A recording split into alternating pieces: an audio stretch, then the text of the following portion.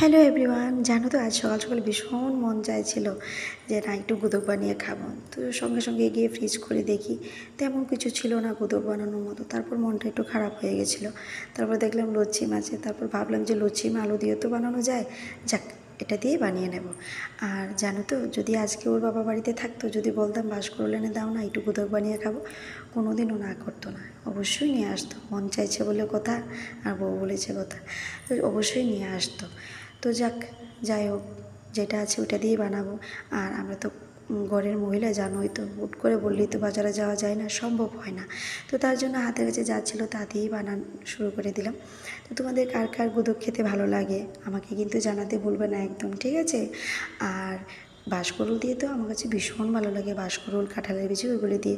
আর তোমাদের কীরকম লাগে ওইটাও কিন্তু আমাকে জানাবে। আর ভাবলাম যে তোমাদের সাথে একটু রান্না যেহেতু করছি, তোমাদের সাথে একটু শেয়ার করি, আমারও মনটা ভালো হয়ে যাবে, তোমরাও একটু দেখবে। তো তার জন্য চটপট করে বানানো শুরু করে দিলাম, তোমাদের সাথে একটু শেয়ারও করে দিলাম। তোমরা কারা কারা এভাবে বানাও, তো তোমরা আমাকে কিন্তু কমেন্ট করে জানাবে। আর আমি যতটুকু জানি বাঙালিদের তো মানে ভীষণ প্রিয় খাবার একটা শুটকি। তো শুটকি না হলে বাঙালিদের চলেই না, যেমন আমার চলে না।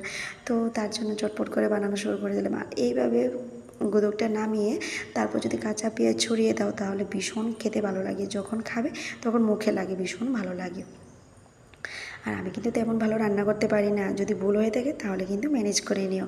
আর তোমরা কী ধরনের বানাও, তো তোমরা আমাকে প্লিজ একটা কমেন্ট করে জানাবে, তাহলে আমিও একটু শিখতে পারবো।